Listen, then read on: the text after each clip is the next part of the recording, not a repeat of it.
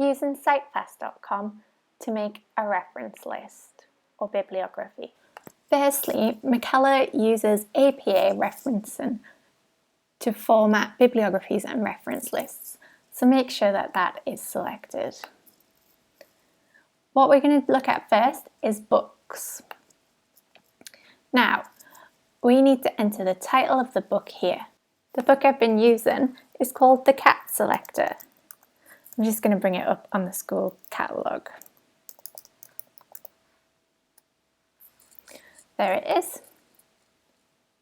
So by clicking on this link, I can open up and get lots of information about the book that I have been using. I can type in the title of my book.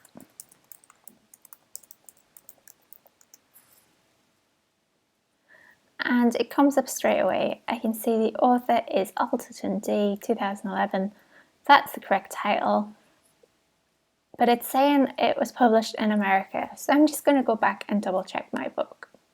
And here I can see the title is correct, the author is correct.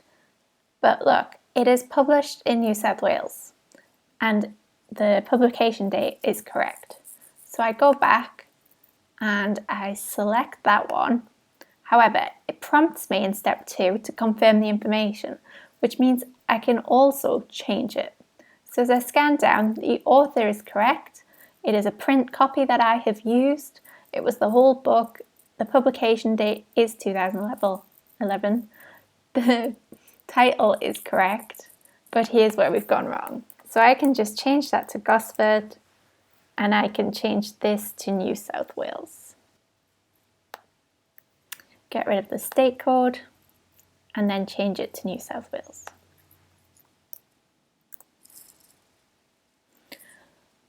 Next, I need to change this publisher name, and it is Scholastic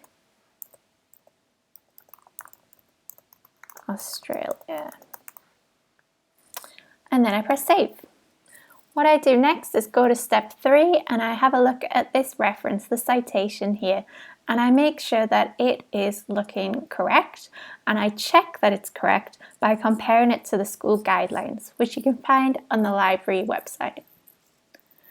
Okay, that is all looking good. What I'm going to do next is add the web page that I've been using. So I wasn't just looking at little cats, I was looking at big cats too. And I found this website by San Diego Zoo that has lots of information about lions, their classification, how long they live, and it was really useful for my project. So what I need to do is grab that URL, then go back to the generator. I've selected web page here, which means I can now paste in the URL and press search. Now here, it tells me to verify and modify. Verify means check that it's true. Modify means change it if it's not. So if we look down here, it has not picked up the author. So I need to double check. I need to go back to the website and see if there is an author listed. There is no author up the top here. There's none listed down the side. I'm going to scroll all the way to the bottom. Whoop. There's no one at the bottom. What I can find is this organization named San Diego Zoo Global. So I need to go back and use that as my author. Now, it's not a person, so it doesn't have a first initial or a middle initial. So the organization name goes in here. And it gets capital letters because it's the name of an organization. If there was another author, I could hit this add author button and the next boxes would come up. Now, it has not picked up a publication date. If the date and month are not found, just enter the year. So when I look back here, I can see 2018 is what's listed, so I can use that. If you can't find this information on a website, then you probably need to question whether the website is the right thing to use for your research.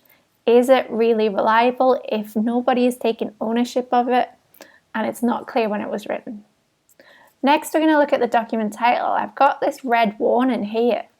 It says some words below are capitalized, only proper nouns and the first word after a colon or dash should be capitalized. So when I look at this, there are some mistakes. That capital letter is the first letter of the sentence, so that's good.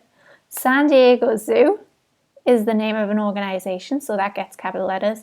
But animals and plants are not proper nouns, so they get baby letters.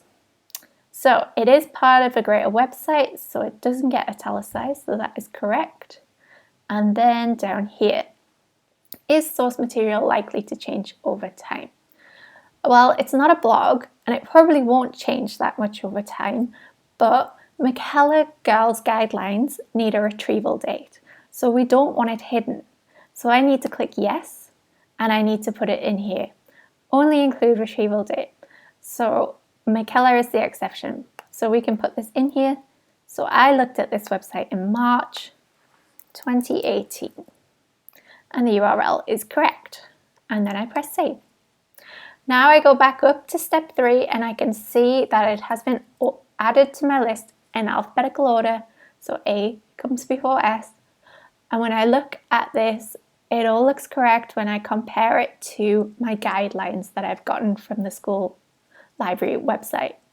So these are both correct now. So what I'm going to do next is I'm going to export it. So I can do this in 2 ways. Firstly, I can copy and paste, which brings up this box. I hit select all, and then I can do either a right click and copy, or I can Control C, then go over to my assignment and Control V or paste it into my assignment. Or I can be really clever and hit export to Word, and it will download into my downloads folder. And when I open that up, there you can see it is correctly formatted. I've got commas, full stops, brackets in all the right places. The correct titles are italicized, and it's even got what we call a hanging indent. What you need to be careful of is that this website will only hold onto your references for a few hours.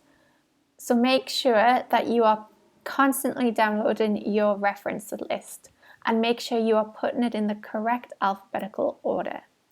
I wouldn't bother creating an account. There's no need for you to create an account here as long as you keep on top of downloading your references. Good luck, ladies.